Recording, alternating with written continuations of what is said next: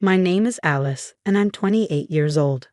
I work with kids. I recently got engaged to my boyfriend Tom. This is my first time visiting his parents' house. Tom went to a really good university and has a cool job at a big company. He's super smart and everyone respects him at work. I've always looked up to him. His dad seems happy about us getting married and even mentioned how they've never had a daughter and his wife will be excited.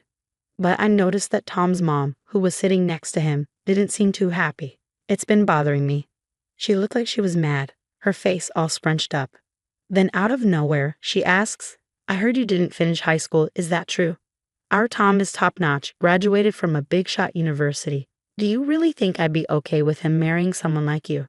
Her words hit me like a ton of bricks. "Mom, that's really uncalled for. You're being mean to Alice," I said, defending my fiancé. "Yeah, Mom, what matters is how we feel about each other," Tom chimed in.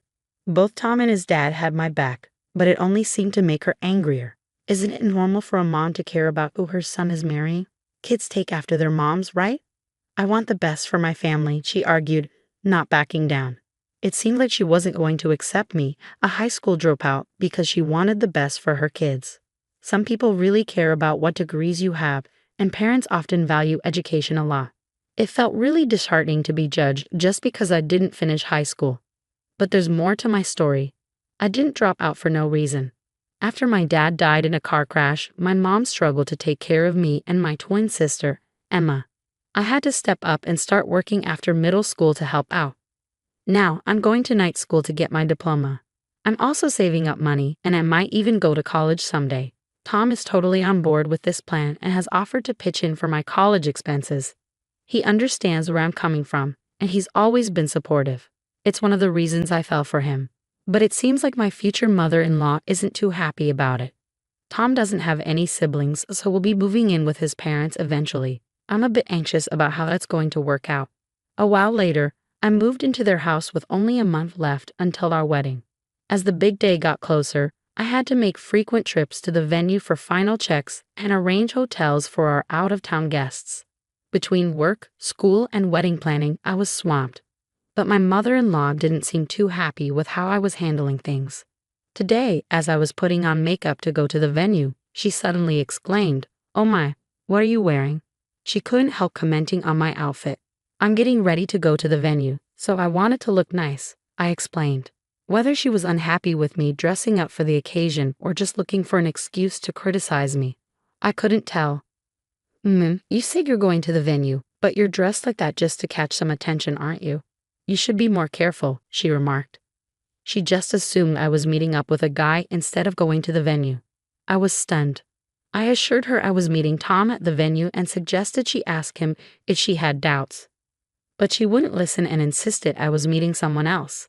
Then, out of nowhere, she messed up my carefully styled hair. "What are you doing, Mom?" "I spent ages on my hair. Now it's ruined," I protested. With my hair all messy, I couldn't leave like that, so I had to fix it.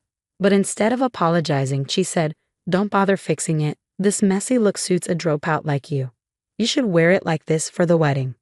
I was already running late, so I quickly fixed my hair and headed to the venue, where Tom was waiting. He noticed something was off with me, but I didn't want to bring up what happened with his mom before discussing the ceremony, so I kept quiet about what happened with Tom for now. Then, as the wedding day drew closer, my mother-in-law surprised us with a suggestion. "Hey, doesn't Alice's mom live far away? It must be hard for her to come and stay in a hotel. Why not have her stay with us?" Tom and I were taken aback by her sudden offer. It seemed like a good idea to save money on hotel bills and help our families bond. Tom thought I should talk to my mom about it, so I did. My mom was thrilled with the idea, and we decided to bring my twin sister, Emma, along too. At first, I thought my mother-in-law was being kind, but I had no idea what she would do next. The day before the wedding, my mom and sister arrived to stay at my in-laws' house. Seeing my mom and sister, who I hadn't seen in ages, brought me so much joy. My bond with my sister is super tight, and we were thrilled to be together again. We decided to share a room for the night. Emma, who had a bit to drink, was out like a light as soon as she hit the pillow. Once she's out, I chuckled to myself. Just as I was thinking of hitting the hay too, I heard the door creak open. Wondering who it could be, I heard a loud buzzing noise and the sound of hair being shaved. Now you won't be showing up at the ceremony tomorrow, will you? No me for hair on a dropout like you, my mother-in-law said. I was stunned. I quickly flipped on the lights and exclaimed, Mother-in-law, what on earth are you doing? The person in the bed suddenly sat up, surprising us both. Huh? Mother-in-law, you've got the wrong person. I'm Alice, I clarified, realizing she mistook me for Emma. I'm sorry, Mom, but it's not my hair. Emma and I are twins, and we look really similar, I clarified. But it wasn't me who got her hair shaved. It was my sister, Emma. What? No way. Why didn't it happen to Alice? My mother-in-law was clearly shocked, but Emma, who had a bit too much to drink, was fast asleep. When she wakes up and sees her shaved head in the morning, she'll definitely be furious. Emma's got a fiery temper, so it's pretty obvious she'll be mad as heck. What are you going to do now, Mom? I can't cover for you, I admitted, feeling guilty. Maybe my mother-in-law left the room looking pale. The next morning, when Emma saw herself in the mirror and realized she was bald, she was both shocked and furious. Our mom, who was there, couldn't hold back her tears, and Tom looked really upset. This is awful. Who could have done such a thing? So I spilled the beans about what happened the previous day in front of everyone. I wondered how my mother-in-law would react when she woke up, but she wasn't around. My father-in-law told me she had mentioned going for an early morning walk and hadn't come back yet. I started to worry that she might have left, so I decided to tell our family everything and began looking for her. About 30 minutes later, a relative called to say they found her at a nearby convenience store, and my father-in-law went to get her. When she got back home, seemingly unaware of the search, she immediately started making excuses. I didn't do anything wrong. It's all Alice's fault. She used the clippers herself and shaved Emma's hair while she was sleeping, she claimed, much to my surprise. My mother-in-law was trying to blame me for everything, which left me completely stunned. I couldn't hold back and retorted, That's absurd. I didn't do anything wrong. Weren't you the one who entered the room yesterday? It's unbelievable that you're still lying. But she was adamant about not admitting her mistake. Then my father-in-law seemed to recall something and went outside, returning with something in his hand. Alice, could this be the clipper? As I looked at the clipper he held, it was unmistakably the one my mother-in-law used to shave off Emma's hair last night. That's it. That's the clipper. But where was it? It turned out that the clipper originally belonged to my father-in-law, who always cared about his appearance and carried grooming tools with him. When they checked the car, where he kept his grooming tools, they found it had been rummaged through and the clipper was missing. I always leave my car keys in the bedroom. If there's brown hair in this clipper, then it's clear your mom is the culprit, he stated as he began to disassemble the clipper. The clipper contained unmistakable brown hair, clearly from Emma. She must have hurriedly left in the dark and didn't properly clean up the hair, my mother-in-law admitted, dropping to her knees as she noticed the evidence. Alice, it's all your fault. You, a dropout with no money, tricked intelligent Tom.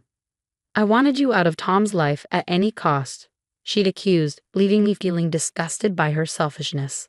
Emma, who was most affected by her actions, was furious. I don't care about your excuses. What are you going to do about this? I can't go to the wedding like this, she demanded. Upon hearing Emma's distress, my father-in-law made a quick call. Luckily, a friend who was a hairstylist agreed to come over immediately with a wig. While this would temporarily solve Emma's hair dilemma, we couldn't just ignore what my mother-in-law had done. 30 minutes later, father-in-law's friend arrived with the wig, and Emma's hair looked lovely again. Initially, father-in-law contemplated shaving my mother-in-law's hair like he did with Emma, but he decided it wouldn't provide a sense of closure. Instead, he chose to confront my mother-in-law's wrongdoing in front of everyone. Among the guests invited were the landlords to whom my mother-in-law's parents had been indebted for generations. They had a good rapport with father-in-law, and news of this incident would undoubtedly affect my mother-in-law's parents' living situation. You see, these landlords, who were close friends of my in-laws, had been giving them a discounted rent. However, upon learning about my mother-in-law's actions, the landlord, known for his integrity, would likely revert the rent to its original rate or even consider eviction. My mother-in-law's parents, who are financially strained, would then have no choice but to seek refuge with my mother-in-law. However, Tom had previously mentioned that my mother-in-law didn't have a good relationship with her parents and wouldn't be willing to assist them. For my mother-in-law, Having her parents move in would be the start of a living nightmare. Wait, please. I'll be in deep trouble if you do that. I'm sorry, it was all my fault, she pleaded. I made a terrible mistake, and I'm deeply sorry, Emma. I'll compensate you for the damage. Please forgive me, my mother-in-law pleaded, repeatedly apologizing as she pressed her forehead against the floor. However, despite her apologies, Emma's hair couldn't magically grow back. After discussing it, we decided that my father-in-law and Tom would disclose my mother-in-law's actions. Emma had already agreed to this. Initially, my mother-in-law refused to attend the wedding and attempted to flee, but Emma and Tom prevented her from escaping. When we arrived at the venue, relatives who had been informed of the situation through messages approached us, looking extremely concerned. In front of our relatives, we exposed my mother-in-law's wrongdoing, and Emma bravely removed her wig to reveal her bald head. Everyone was shocked by Emma's appearance, especially the women, who expressed disbelief. For a woman, hair is often considered vital, so the sudden loss due to shaving was particularly distressing. Some people couldn't help but shed tears as they thought of Emma's ordeal. As expected, the landlord confronted my mother-in-law, asking if the accusations were true. Initially, she tried to deny it, but under pressure from my father-in-law, she eventually admitted her wrongdoing. The landlord, visibly angry, faced criticism from the women present as well. Throughout the ceremony, my usually spirited mother-in-law remained downcast, a stark contrast to her usual self. Despite this, the wedding proceeded smoothly, and we were blessed by the well wishes of many attendees. However, it became clear that we could no longer reside with my mother-in-law in that house. Therefore, we made the decision to move into our own apartment and start our life as a couple. Although my mother-in-law panicked at the thought of us leaving, pleading with us not to go, we knew we couldn't continue living with her. My father-in-law shared the same sentiment. He informed my mother-in-law that he intended to divorce her and asked her to vacate the premises. Upon hearing this, my mother-in-law turned pale and clung to him, begging for reconsideration. She expressed concerns about where she would live, given her strained relationship with her own parents. She appeared visibly distressed, as if on the verge of collapsing. However, despite her pleas, we prioritized Emma's well-being. The fact that my own hair had been shaved off while I slept, mistaken for Emma, was a jarring realization.